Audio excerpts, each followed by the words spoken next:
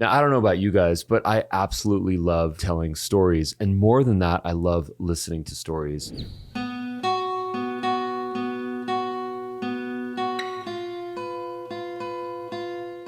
Now, the amazing thing about mankind is that the earliest form of communication that we participated in as human beings was storytelling. It happened by campfires, where people were sharing stories about surviving, innovating, figuring out ways to live better. And what would happen in this environment a lot of the times is that the elderly folks would share their wisdom with young people, and then the young people would share their stories about experimentation. Now, fast forward to modern day, we're still participating in storytelling as our primary form of communication. So if you're a business owner, or if you're a sales leader, or if you're an entrepreneur, chances are you want to make an impact. You want to have influence on people. And maybe sometimes you feel like you're not exactly making the impact that you want to make. In this episode, I'm going to explain how storytelling is such a massive aspect of humanity and bringing people together. Now, first of all, let's start with a little bit of rudimentary neuroscience. There's something called neural mirroring. And neural mirroring is something that takes place when we tell stories. In fact, there was a whole study on this, which you can research yourself. The premise is this: when we share stories, the neurons in our mind are firing in a certain way so that we can recollect our memories, engage our listeners, and ultimately to get to some sort of a payout in the story. Now, here's the interesting thing. When people listen to storytellers, their neurons are firing in a very similar way. Now, this is what we call neural mirroring. And the amazing thing about this is that the mind of the listener is rewarding it to stay tuned in the story. In fact, there are even chemical releases. The brain's candy, dopamine and serotonin. These chemicals actually get released in our minds so that we stay engaged when we're listening to a story. And the emotional thing that's amazing about this is that as a listener, we become vulnerable. We become curious. We want to know where this story is going. And our minds are actually wired like this for survival. If we go back to that early story where prehistoric humans were sharing stories by a campfire, it was about survival. So when we listen to stories, our minds are rewarding us because it helps us survive. Now, by being a story listener in the modern era, it can help us thrive, not just survive. So the next time you feel like you're not making an influence on someone, that you're not making the impact that you want to make, whether it's with your clients or your friends or your family or the barista at the coffee shop, try telling a story and try making that person smile or even laugh. Because the second that you add humor to your storytelling, you take it to a whole nother level. Remember, human beings have a simple desire: to be seen and heard. And the way that we can do that is by storytelling and active listening. Now, the other thing that I think is so important to storytelling is to not make the story about you. It's to make the story about the other person. The purpose of a story is not to stroke your ego on what you accomplished in your life. The purpose of a story is to inspire someone, to affect change in someone, to motivate someone to see a different perspective in their life so that they can potentially learn something or even go on a journey to get a new experience in their life. Storytelling is powerful, and it's one of the most essential forms of being a human being. So ask yourself, how much do you tell stories in your communication? How much do you tell stories in the videos that you create and the phone conversations that you have and the one-on-one or group meetings that you have? Do you start with a story? Do you end with a story? If you think about it, all the great books that you've probably read, the things that you remember are the stories that were shared, the stories about individuals, the stories that took a risk, that had a problem in their life, that met some sort of a guide or intelligence on the journey, and then got to a different state. That story structure is empowering. And I'll leave you with a personal story. Growing up, my dad